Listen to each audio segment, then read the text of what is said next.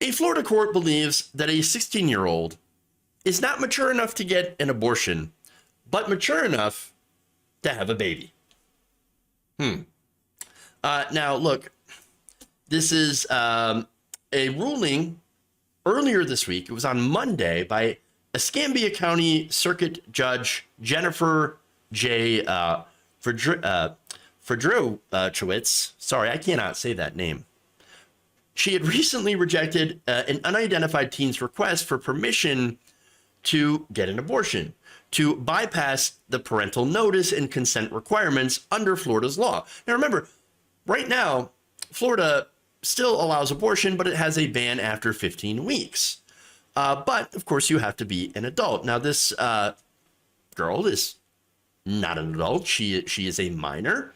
But there are some extenuating circumstances here that she's asked the judges to look at. Unfortunately, the judge said, no. On Monday, three-panel judge from the state's First District Court of Appeals also upheld that decision, saying, and by the way, this is from an article, Judges Harvey J. and Rachel Nordby, joined in part by Judge Scott McCarr, had affirmed the decision of trial court, which they said found that the teen had not established by clear and convincing evidence that she was sufficiently mature to decide whether to terminate her pregnancy. Not mature enough. Now, how can you quantify maturity? Look, I've seen people my age act not at all mature, show very, very little maturity. And I've seen younger people express a ton of maturity. So I'm not really sure how you can exactly quantify this. And so it's pretty bizarre and it's infuriating. But let's give you more details on her situation, okay? So now the minor is almost 17 years old, okay? So she's 16-year-old, almost 17. She is a minor, but she also doesn't have any parents. So she can't really get parental consent without parents. Now, she does live with a guardian, and apparently that guardian is fine with whatever decision that this minor, this teenager, comes up with. Oh, if you want to raise a baby, great. If you want to have an abortion, you should have an abortion. That's on you. Go ahead and do whatever. So that's going to factor in later as well. But more information about her. Now, she's also pursuing a GED with involvement in a program designed to assist young women who have experienced trauma in their lives by providing educational support and counseling. So obviously somebody who comes from, again, no parents, you've got some issues with trauma, doesn't exactly look like a great time to have a child come into the mix. Now, the minor also experienced new trauma or renewed trauma, according to the article, where a friend of hers had passed away shortly before she decided to seek termination of her pregnancy. She also, of course, doesn't have a job. She's a minor. She's currently trying to get an education, and then had noted, and this is all in a letter to the judges, that the father would not be able to assist her in paying for or raising said child.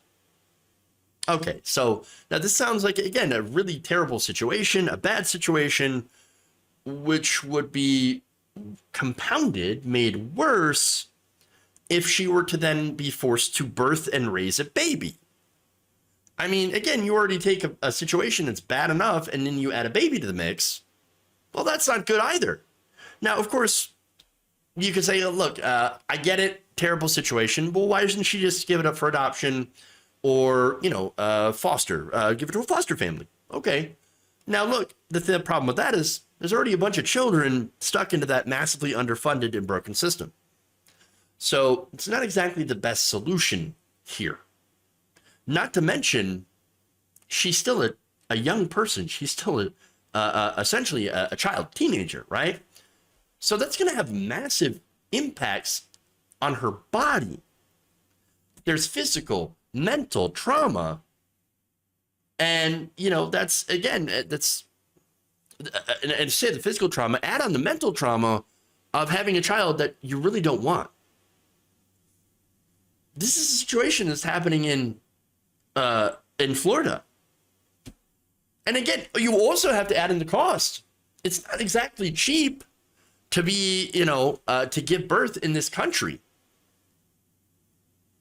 It costs thousands and thousands of dollars to have a baby in this country.